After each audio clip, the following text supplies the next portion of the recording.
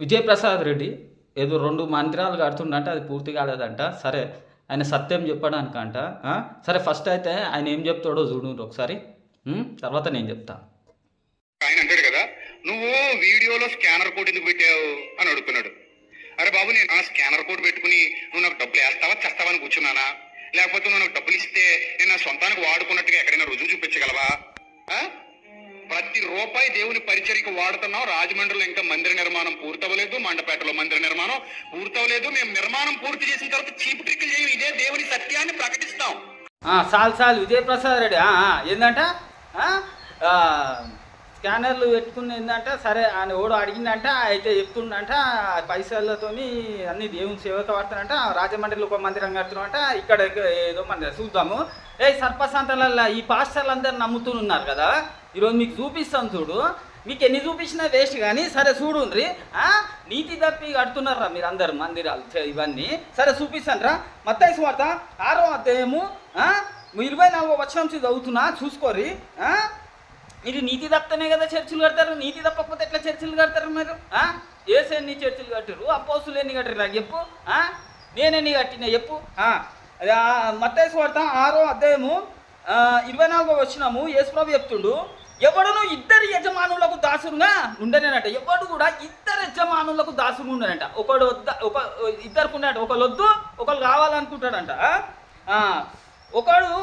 అతడు ఒకరిని ద్వేషించి ఒకరిని ప్రేమించుడంట. అంటే ఒకరిని ద్వేషిస్తాడంట, ఒకరిని ప్రేమిస్తాడంట. అంటే దేవుడు ఒకటే ఆడుతున్నాడు, డబ్బు కావాలన్నా నేను కావాలన్నా ఆడుతున్నాడు. డబ్బా నేనా, రెండిట్లో ఒకటే, రెండు కుదరదు. సరే చూద్దాం. లేదా ఒకరి పక్షం నుండి ఒకరిని తునీకరించినట్టు. అంటే ఒకరి పక్షం నుండి ఒకటి వద్దు అనుకుంటారు. అందుకే నేను ఏమొద్దు అనుకుంటా, వచ్చింది అమ్మ ఇదో దీనంతా గలీజలేదు తెలుసా. అవును, డబ్బంతా గలీజలేదు. యేసు ప్రభుని కొట్టించింది, అపోస్తులను కొట్టిపించింది, ప్రవక్తలను కొట్టిపించిందే ఈ డబ్బు, ఈ ధనము.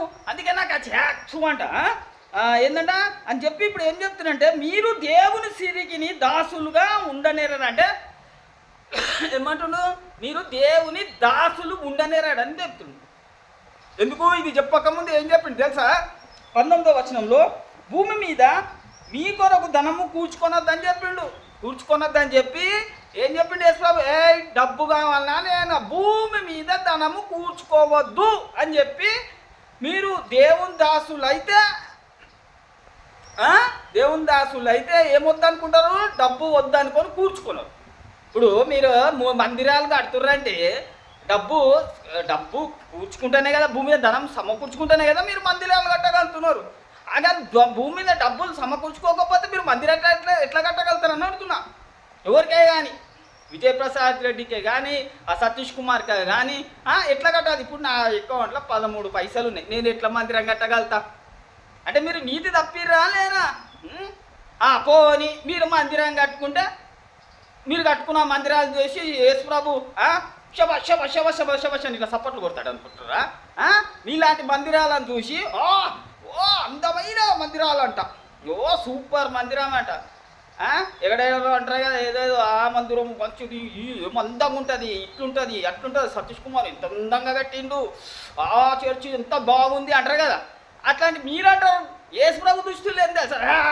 అది తెలుసా? మీరు కట్టుకున్న చర్చిలని యేసుప్రభు దృష్టిలో అందుకే యేసుప్రభు ఏమంటారు చూద్దాం. లూకాసు వార్త 21వ అధ్యాయము 5వ వచనము. ఇది మీరు మొగుడతారు మీరు మొగుడతారు. దేవుడు ఎక్కడ మొగుడతారు? మీ మందిరాల మీరు ఇది షాపింగ్ మాల్ టైపు మీది. ఏదైతే పెద్ద మందిరం ఉంటే అదే మందిరం అనుకుంటారు.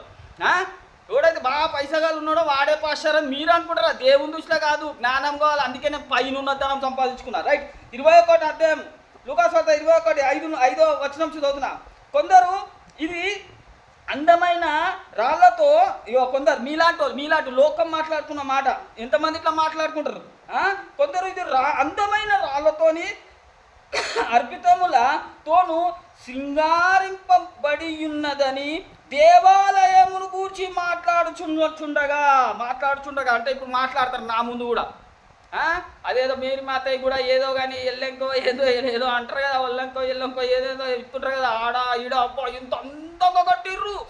నాకు కూడా హిందువులు కూడా చెన్నైలో ఇంత అందమైన మందిరం కట్టరు, అక్కడ ఎంత అందమైన సతీష్ కుమార్ ఎంత అందమైన చర్చి, ఎంత పెద్ద చర్చి కట్టిండు తెలుసా అంటారు. ఇప్పుడు విజయప్రసాద్ రెడ్డి కూడా కట్టుకుంటుంటే అయితే అయిపోతుంది, అది ఇట్లా మాట్లాడుకుంటారు, అబ్బా ఎంత మంచి ఎంత అందమైన చర్చ్ అని కొందరు లోకం మాట్లాడుకుంటుంది. కానీ యేసు ప్రభు దృష్టిలో ఎట్లుంటుంది తెలుసా? చర్చిలను చూస్తే, మీ మందిరాలను చూస్తే యేసు ప్రభుకి ఇప్పుడు ఏం చెప్పిండు, మాట్లాడుకుంటుంటే లోకం మాట్లాడుకుంటే యేసు ప్రభు ఏమంటుండు, ఆయన ఏమంటుండు, యేసు ప్రభు ఏమంటుండు తెలుసా? ఇప్పుడు ఆయన ఈ కట్టడలను మీరు చూస్తున్నారే అంటున్నాడు. అందమైన కోసం మాట్లాడుకుంటుంటేనట యేసు ప్రభు అట అవునా అందంగా కట్టిర్రా అని చూస్తున్నారే.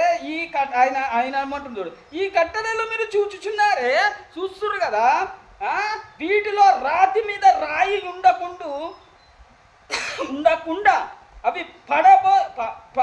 అవి పడద్రోయబడు దినములు వచ్చుచున్నాయని చెప్పాను. ఇది ఫైర్ అంటే రాతి మీద రాయి నిలబడని రోజులు వస్తున్నాయి రా అంటుండు. ఎవరు? ఆ చేతి సహాయం లేని రాజ్యం దేవుని రాజ్యం నేనే. దానియేలు గ్రంథంలో రాయబడిన చేతి సహాయం లేదు, హస్తకుత ఆలయం కాంది నేనే.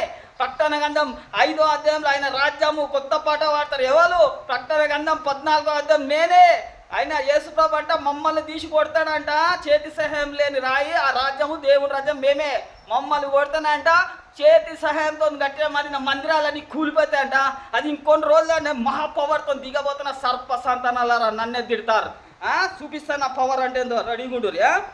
అందుకే ఏమంటాడు ప్రకటన గ్రంథం 22లో అందుకే ఏమంటాడు, నాకు అందులో ఏ దేవాలయం కనిపించలేంట. యోహాను చూసిన దర్శనంలో మీరు కట్టుకున్న మందిరాలనే చూడు, రాళ్లతోని కట్టుకున్న మందిరాలు గోడలు, ఏ దేవాలయం కనిపిస్తలేదంట. అందుకే అంటాడు ఆ దర్శనంలో ఏ దేవాలయం కనిపిస్తుంది అంటే సతీష్ కుమార్ కనిపిస్తలేడు, ఈ ఐఫర్ విజయప్రసాద్ రెడ్డి కనిపిస్తలేదు. విజయప్రసాద్ రెడ్డి నీతి తప్పినావు కాబట్టి అక్కడ నువ్వు భూమి మీద ధనమే సమకూర్చుకున్నప్పుడు నువ్వు ఎట్లా మందిరంగా సమకూర్చుకోకపోయినుండే నువ్వు మందిరం ఎట్లా కడతావు? కట్టలేవు. నువ్వు సమకూర్చుకున్నావు కాబట్టి మందిరం. ఫస్ట్ నువ్వు భూమి మీద ఎందుకు ధనం సమకూర్చుకున్నావు? నువ్వు సత్యం చెప్తా అంటున్నావు కదా, అందులో కూర్చొని సత్యం నీకు తెలుసా యేసు ప్రభుకు తెలుసా? యేసు ప్రభుకు తెలుసు సత్యం చెప్తున్నాడు. ఏ దాసుడు ఇద్దరు మనకు తెలుసు. కాబట్టి మీరు దేవుని దాసులు గారని యేసు ప్రభు చెప్తుండు. కాబట్టి యేసు ప్రభు చెప్పేదే సత్యం. కాబట్టి విజయప్రసాద్ రెడ్డి దేవుని దాసుడు కాదు, విజయప్రసాద్ కాదు, ఇప్పుడున్న ఏ పాస్టర్ కూడా దేవుని దాసుడు కాదు. ఫస్ట్ సంగతి మీరు మందిరం ఎట్లా కడతారు యేసు ప్రభు లేని? ప్రకటన గ్రంథం 14వ అధ్యాయం 1 నుంచి 4లో చూసుకుంటే ఏమున్నది? మీకైతే యేసు ప్రభు చెప్పింది, యేసు ప్రభు బైబిల్ చెప్పింది ఇక్కడ ఉండు అక్కడ ఉండి యేసు ప్రభు పోవద్దని. ఎందుకంటే యేసు ప్రభులు ఏం చేయాలి ఎట్లా పోతారు? మరి యేసు ప్రభు ఎక్కడ ఉన్నాడు? ప్రకటన గ్రంథం 14:1 నుంచి 4 ఆయన నామము ఆయన తండ్రి నామము నొసలియందు లిఖించబడిన 1,44,000 మంది ఆయనతో నేనుంటున్నా, ఆయనతోని నేనుంటున్నా, నన్ను తిడతారు, పరిశుద్ధాత్మనైనా నన్ను ఎదిరిస్తారు మీరు మీ చర్చిల కోసం. ఆ సాతానులకు సపోర్ట్ మీరు ఆయనతో కూడా ఉంటుంది. 1,00,000 వాళ్ళు 4వ వచనం స్త్రీ సంగతం అపవిత్రం కానివారు. నేను ఆయనతో ఉంటుంటే, ఆయన నాతో ఉంటుండు, నేను ఆయనతో ఉంటుంటే మీరు ఎట్లా కడుతున్నారు? యేసు ప్రభు ఎక్కడా? యేసు ప్రభు లేకుండా యేసు ప్రభు నాతో ఉంటే మీరు చర్చిలు ఎట్లా కడుతున్నారు? నాకు అర్థం అవ్వట్లే. మీ దగ్గర యేసు ప్రభే లేకుండా చర్చిలు మందిరాలు ఎందుకు కడుతున్నారు అని అడుగుతున్నా. ఉన్నాడా? పోనీ యేసు ప్రభు ఉండా, దేవుడు ఉండా మీ మందిరంలా చూసుకుంటే వచ్చేరి. అపోస్తుల కార్యము 7వ అధ్యాయము వాక్యాన్ని నమ్మలే, ఏం చేయలే, మందిరాలు కట్టేసుకుంటే కుదురుతుందా? నేనే దేవుని దాసునని బైబిల్ సెల్ వస్తుంది, వాక్యాన్ని నమ్మలే. సరేదా? అపోస్తుల కార్యము 7వ అధ్యాయము 47వ వచనం చదువుతున్నా చూడు. అయితే సొలొమోను ఆయన కొరకు మందిరం కట్టాడు. సొలొమోను ఆయన కొరకు మందిరం కట్టాడు. సొలొమోను ఆయన కోసం మందిరం కట్టినప్పుడు ఏమన్నా శభాష్ అనాలి కదా దేవుడు? అట్లా అన్నాడా? అనలే. ఆయనను ఏమన్నాడట, ఆకాశం నా సింహాసనము, భూమి నా పాదపీఠము, మీరు నా కొరకు ఎలాంటి మందిరం కట్టేదారు? ఆకాశమే నా సింహాసనము, భూమి నా పాదపీఠం, నా కోసం మీరు ఎట్లాంటి మందిరం కడతారా అని దేవుడు అంటున్నాట. కట్టినాక శభాష్ అనకుండా ఇదేంది ఇట్లా మాట్లాడుతుండేది? ఇది నా విశ్రాంతి స్థలమే. అది ఏది? నా విశ్రాంతి స్థలం. ఆకాశం నా సింహాసనం, భూమి నా ఏది? నా విశ్రాంతి స్థలం. నా కొరకు ఎలాంటి మందిరం కట్టేదారు అంటున్నట దేవుడు అంటుడు. ఇవన్నీ నా హస్తకృత్యములు కావా? ఇవన్నీ నా చేతి పనులు కావా అంటున్నట అని ఎవరు చెప్తుడు? ఫస్ట్ మాట ప్రభు సెలవిచ్చుచున్నాడు. ఫస్ట్ ప్రభు సెలవిచ్చుచున్నాడు. ఒక పాయింట్. అని ప్రవక్త పలికిన ప్రకారం అని ఇప్పుడు ప్రవక్తలు కూడా పలికిరు. ఇక్కడ ఫస్ట్ ప్రభు చెప్పుడు, తర్వాత వాళ్ళు చెప్పుడు, ప్రవక్తలు పలికిన ప్రకారము సర్వోన్నతుడు హస్తకృత ఆలయంలో నివసింపాడు. ఇప్పుడు ఎవరో చెప్పిండ్రా? ప్రభు చెప్పిండు ఫస్ట్, తర్వాత ప్రవక్తలు చెప్పిండ్రు, తర్వాత వాళ్ళు చెప్పారు. ఇప్పుడు చెప్పిన మాట వాళ్ళు అపోస్తుడు స్టీఫెన్ చెప్తున్నాడు, అంటే అపోస్తులు చెప్తున్నాడు. ఇప్పుడు ఇలా ప్రభు వచ్చేసిండు, అపోస్తులు వచ్చేసిండ్రు, ప్రవక్తలు కూడా వచ్చేసారు. వీళ్ళందరిది ఒకటే మాట. ఇప్పుడు నేను కూడా వచ్చేసిన. మా అందరి మాట ఒకటే ఉన్నది, మా లోపట ఉన్న ఆత్మ ఒకటే ఉంది, మీ లోపటనే వేరే ఆత్మ. పలికిన ప్రకారం ఏంటంటే హస్తకృత ఆలయంలో దేవుడు నివసింపడంట. మీరు కడుతురు కదా చర్చిలో, అన్న దేవుడు ఉండడంటున్నాడు. మీరు కట్టుకున్న చైతోన్ కట్టిన మందిరంలో, హస్తకృత ఆలయం అంటే చైతోన్ కట్టిన మందిరంలో దేవుడు ఉండదని ఎవరో చెప్తున్నారు? ప్రభువు చెప్తున్నాడు, మళ్ళీ వాళ్ళు చెప్తున్నారు, ప్రవక్తలు చెప్తున్నారు, మళ్ళీ అపోస్తులు చెప్తున్నారు. ఇంకేం కావాలా? అందుకే మిమ్మల్ని ఓడియనికే మమ్మల్ని ఎవరిని కట్టనీయలే దేవుడు. అర్థమైందా? ఇప్పుడు మరి ఇప్పుడు ఇది కదా సత్యం. మరి సత్యం ఇది కదా, సత్యమే చెప్తా అంటున్నావు కదా. సత్యమే చెప్పేది ఉంటే నువ్వు మందిరమే కట్టావు ఫస్ట్ సంగతి. అసలు మీరు ఎవరు అసలు దేవుని కోసం చెప్ప నీకు ఫస్ట్ సంగతి అని చెప్పి, ముష్కరులారా, హృదయములు చెవులను దేవుని వాక్యముకి లోపర్చనొల్లని వారులారా, మీరు చర్చిలు కట్టేసుకుంటే అయిపోతుందా అని చెప్పి ప్రవక్తలు, అపోస్తులు, మరి ప్రభు చెప్పిండు కదా ఉండడని.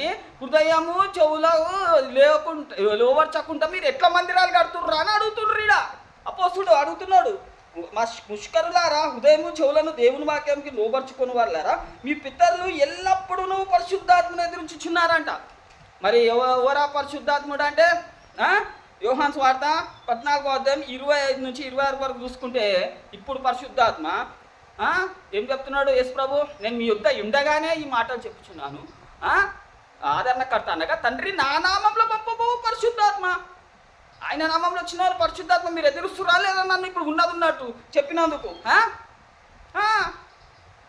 మరి నేనే కదా ఆయన నామంలో వచ్చిన శ్రీ సంగతం. సరే, ఈ మాటలు చెప్పినందుకు వీళ్ళకి ఎంత కోపం వచ్చింది తెలుసా? ఉన్నట్టు చెప్పినందుకు. మీ చర్చిలో అసలు దేవుడు లేడన్నందుకు అపోస్తుడు అయిన స్టీఫెన్ని కొట్టి చంపారు. ఎందుకంటే వారికి మాటలు విని కోపంతో మండిపడి అతన్ని చూసి పండ్లు కొరికిరి. ఇదంతా చదివితే లేట్ అయిపోతుంది కాబట్టి చదువుకోండి మిగతాది. రాళ్ళతో కొట్టి చంపారు తెలుసా? మరి దారుణంగా చంపుతారు. కేవలము మీ కట్టుకున్న చర్చిలో దేవుడు లేడని సత్యం పలికినందుకు. ఇప్పుడు నేను ఇది చెప్పినా కదా, చూడు కామెంట్లు ఎట్లా వస్తుంది చూడు. ఈ సర్పసంతని లోపల ఇట్లా కోపంతో రగిలిపోతారు. ఎంత కోపంతో గట్టిగా కేకలేస్తారంట. ఇప్పుడు కూడా కొంతమంది స్త్రీలు ఎక్కడ దాకా కాదు, నా సంఘంలో ఉన్నోళ్ళు నేను సత్యం చెప్తే వాళ్ళకు ఫుల్లు కోపం వచ్చి ఇట్లా గట్టిగా ఒర్రేస్తారు తెలుసా? ఉన్నట్టు చెప్తే. అర్థమైందా? ఉన్నది అట్లనే చాలామంది వదిలేసి. అర్థమైందా? కానీ నేను ఉన్నట్టే చెప్తా, ఏమన్నా కానీ. ఎవడు వెళ్ళిపోయిన దేవుడు అయితే వద్దట్లే కదా. So right. సో సరే చూసుకోరి పోయి అడుగురి. అరే రెడ్డి ఇక్కడ చూడు అని చెప్పుర్రి లేఖనాలు. రెడ్డి ఇక్కడ చూడు అని చెప్పి లేఖనాలు మరి చూపిరి. ఎట్లా కట్టినావు విజయప్రసాద్ రెడ్డి అందంగా చర్చలు కడితే అయిపోయిందా అంటాడు. చూ అంటున్నాడు. యేసు ప్రభు కేరే చేస్తాడు. పోయి అడుగుర్రి. ఇప్పుడు వస్తారు ఇక. ఇప్పుడు ఆడకి ఎట్లా కోపం వచ్చిందంట కదా ఈ మాటలని. ఇక గట్టిగా కేకలు వేసి మరి దారుణంగా చంపుతారు రాళ్ళతో కొట్టి తెలుసా? ఉన్నది చెప్తే అట్లనే చంపిరు. ఇప్పుడు నేను చెప్పినట్టే యేసు ప్రభు వచ్చినా ఇప్పుడు డైరెక్ట్ వచ్చిన ఆయన కొట్టే చంపుతారు తెలుసా? అపోస్తులనైనా సరే అదే జాతికి చెందిన వాళ్ళు, వీళ్ళంతా సర్పం జాతికి చెందిన వాళ్ళు. మొత్తం దయ్యాలే, క్రైస్తవే అండి, మొత్తం సాతాన్లే.